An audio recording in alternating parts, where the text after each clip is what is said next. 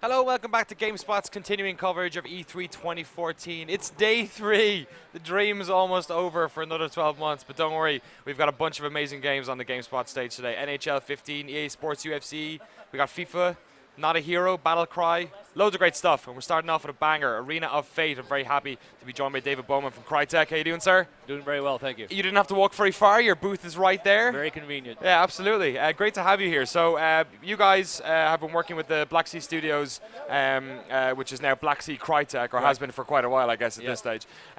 This is the first game that's being released solely out of that studio. Entirely developed from that studio, yes. And so for folks who don't know about it, because in fairness, you only announced this at the end of May, what this was, and it's playable here actually immediately, only a month and a half later. Exactly. So the folks at home who might not know what Arena of Fate is, just give the sort of brief description of what that is. Sure, it's a 5 versus 5 team arena battle game. It's 20-minute limited, so we know right from the beginning that you'll be playing for 20 minutes, and it's intense combat during that time. And the goal is to have the most points at the end of the 20 minutes, or to score the first team to score 10 points wins.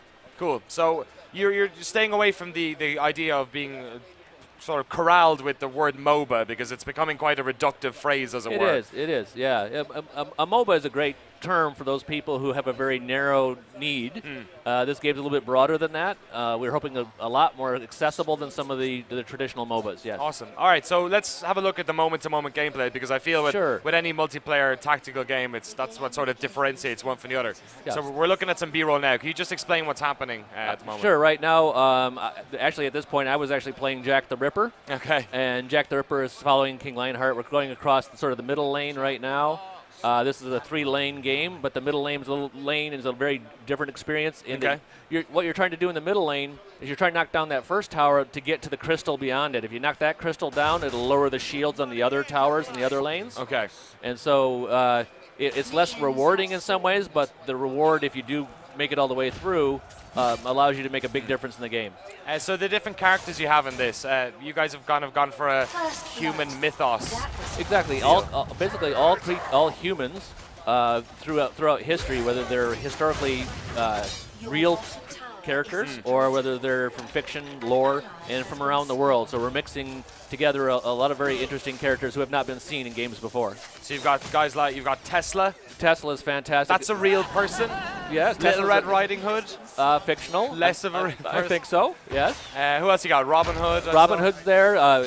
Right now in the scene, I see Baron von Munchausen is in there. Blackbeard was running around earlier. Tesla's on the screen. Is that some sort of Spartan?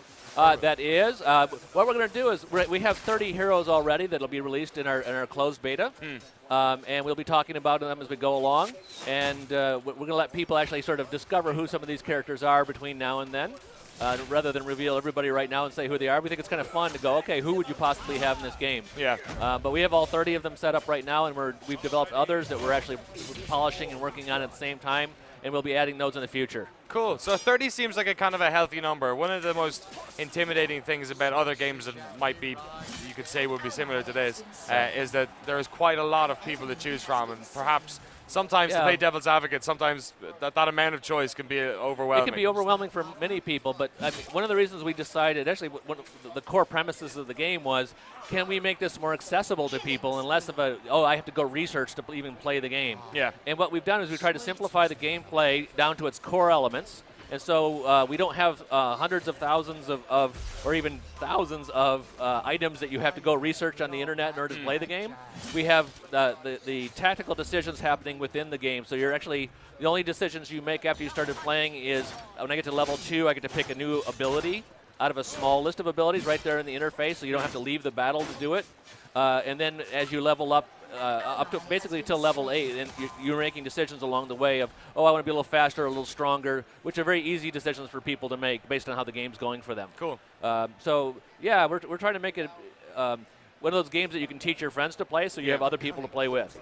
So it doesn't have that sort of 25-hour learning curve. Yeah, I think we thought that was quite overwhelming, quite intimidating for most people. The name of the game is Arena of Fate. How many arenas are in it? Right now we're concentrating on the first one. Okay. And we believe that once that is as polished and as fun as it can possibly be, we might look at others. We've obviously iterated, made lots of different maps in the process. So we learned some lessons there, but we think this one being perfectly symmetrical left to the right is a very fair map, and it's got the right distances that we like as far as making sure you can stay in the action. You can get from lane to lane if you decide that there's an advantage to being somewhere else without having to travel too far. Yeah. What's traditionally called the jungle, the center part of the map, is fairly tight, and so you're not spending a long time sort of wandering through it trying to get to the action. Cool. Because this is a 20-minute game, Yes. we want to keep things constantly in motion. So you start right away, you're in battle. You're one of the most popular things for people is hunting the other heroes. And so we wanted to be able to make sure that you got into that right away and felt sort of successful at doing that. Now, because it is a big part of the game, you basically have to do 7 kills to get your first point. So 7 kills will get you a point. Okay. Or knocking down a tower gives you a point. Or hunting a Titan. A Titan is one of the creatures that spawns a little bit later in the game in that jungle area in the middle. It's an NPC. It's an NPC, you can very farm. tough, very hard to kill, but worth an entire point. And in this game, frequently the battles are decided by 1 or 2 points. Because there's a 20-minute time limit, we didn't have to create that mechanic of snowballing. Yeah. Because if you have an open-ended game that you don't know when it's going to end, you don't want your players playing for days. You want to have a chance for them to win. So you put a snowballing effect in, and one team gets better and better and better. Yeah. The other team sits by and goes, "Well, this is useless." We've already lost. This is a 20-minute match, and like a sport, right? It has a timer, and the teams stay competitive the whole time. And there's very rarely a blowout. And in the matchmaking system, we can very easily account for, because you pick your hero first rather than entering into the game and then choosing your hero. There's no competition over who you're playing. Our matchmaking system can easily go and look at, here's this hero, here's this hero. This account has played this hero a lot. He's probably pretty good at that. We can look at the value. Okay, yeah, he's good. Let's bring these guys together so we have a good competition. So do you pick the heroes as you're entering matchmaking rather than being and then they're being picked in front of everyone? Exactly, Okay. right. So our matchmaking system was in an effort. We've done everything we can to eliminate the conflict within the party, right? My team should be all about teamwork. It shouldn't be about one person's glory or arguments about who gets to play whom. We think that's kind of limiting. So is there player leveling within the game, or? We track the account leveling, so we know how many times you've played Little Red Riding Hood. Okay. So your account will be leveling up Little Red Riding Hood, and that's part of the metagame. And we're not yet ready to talk entirely about the metagame because we're still learning from our audience. We've started a friends and family beta, and we're learning from them. Oh, really? Yeah, it's fantastic. It's fantastic. And we're taking right now, if you go to arenaofate.com, you can sign up for our beta, for our closed beta. And we've announced a time frame of summer for that to start. Okay. But testing is going very, very well. So I'll say early summer because it's going really well. You guys are ready to open up the doors a bit. We're going to be cautious about that. We want to make sure that we get a good, strong core audience and listen to them really, really well. But once we get that feedback going, we'll be iterating quite quickly on the game. So you guys seem to be trimming out some of what people would now say the established rule sets or mechanics of a game of this ilk. So, for instance, the farming stuff that happens at the start of games like Dota Fritz, like if you have an open-ended, if you have an open-ended game, you want phases to it. You want people to be able to develop a long strategic play, and then the exciting part sort of happens near the end. In a 20-minute timed match, your goals are very different. Your goal is to keep people very, very entertained and active, and it should have that sort of that pace of a 20-minute sports event. But that being said, those games that are very, very successful right now, people love those games, and we don't necessarily want to go make a clone of one of those games because they're already playing those games. It would be silly to go after and say, oh, we're going to make another one of those exact games. So we said, what can we do that would be entertaining for people who aren't being satisfied by those games? So is there another way to, can you finish the game before 20 minutes? Yes, absolutely. The first team to 10 points wins. Okay. Or if you can get all the way to the tower, the base tower at the end, and destroy that base tower, it doesn't matter what the score is, you can also win. That being said, our towers are a lot more challenging than some of the other towers. Like you'll see in some of this footage that as a minion comes up, that a tower can kill a minion in one hit. Okay, right. And so the minions are kind of popcorn. The heroes are really the core of the game, but the towers will only aim at those minions as long as there's minions there. So you use the minions as shields for your heroes. So you really have to kind of coordinate and be a good team to be able to taking down towers. This game isn't focused on territorial expansion. Yeah. And that's sort of a core of traditional MOBAs. is that in order to win this game, we want to sweep this lane and we want to be able to take all those towers down, and it's territorial expansion. Yeah. That is a viable strategy, but it's not the only strategy. You know, It seems more about accruing points and actually it keeping totally your is. lead. It's a sport kind of game. Yeah, It's just like, how can I score the most baskets? How can I kick the most goals? Yeah. Right. So. Perfect. I want to go to the chat. We got a bunch of questions coming in. Sure. Lord Python 1049 asks, will the game feature online microtransactions that will make it pay to win? Oh, well, Are you free to play, first of all? we are free to Yeah, play. yeah. We're a game as a service because we want to grow this over time. We want to listen to the audience and keep feeding back to them. So there has to be some form of economics involved. So yes, there are microtransactions involved, but we don't believe in pay to win at all. We use the phrase play to win. We think that your skill as a player is what should count. So we're going to be selling unlocks of new heroes because we've got 30 heroes. You won't be able to have all 30 of them right at the beginning. Well, one thing I will say, we don't take heroes away. Like if you have Robin Hood, you can play Robin Hood every single day for the rest of your life if you want to. That's fine with us. But you're going to be unlocking heroes. That'll be a cost. You'll be able to choose cosmetics for, we've got skins and we've got customizations for each of the heroes. It's actually pretty cool because it still has to feel like Tesla. Yeah.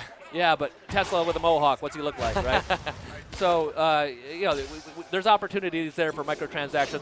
And as we go into closed beta, we're not going to start closed beta with our monetization system in place. Yeah. We actually want to listen to our audience and say, hey, do we have a fun game first?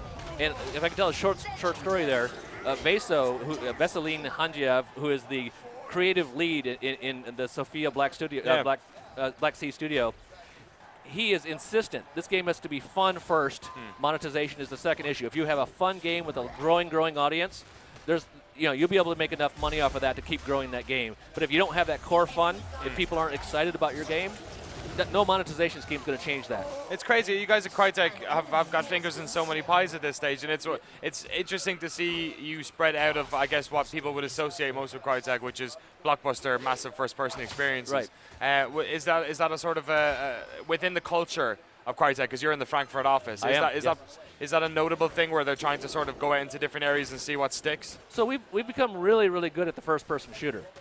We have. We have a beautiful, wonderful engine, right? CryEngine is fantastic. This is the CryEngine as well. We wanted to know, can we take studios who are really skilled at other genres, grow them into the Crytek methodologies, and deliver high-quality, first-class experiences for customers in different genres. We're becoming more than simply a developer of a single type of game. And it's really exciting. I mean, it's a wonderful place to work, and having that atmosphere of, okay, what do we want to tackle next? What are we going to do really, really well? And so we believe we've got a very good entry into this, admittedly competitive field, right? But it's also the fastest growing consumer base in the world, right? People love this experience, and we're all players as well. We're all fans, so. It's definitely worth checking out. David Bowman from Crytek, thank you so much for coming on the GameSpot stage and showing us Arena of Fate. One last time for the folks who are interested in getting into that beta whenever it's on during the summer. www.arenaoffate.com. Perfect. Simple as. Yes. You can see it. It's written on the wall right there. Exactly. If this big television wasn't in the way, we'd we'd be giving you free advertising for the past 3 days. That'd be fantastic.